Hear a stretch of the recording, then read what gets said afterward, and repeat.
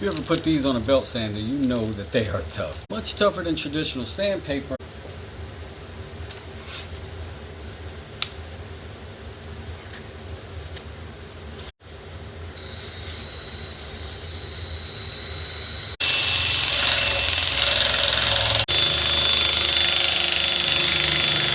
I even put them on my bench top and use them to flatten the soles of my Stanley.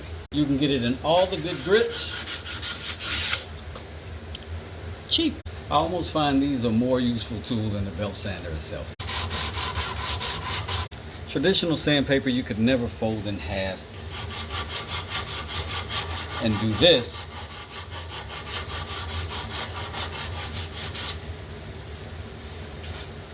And not have a problem. This is pretty much a 2-year supply for me. New tip from your Uncle Wes, Wesdoesit.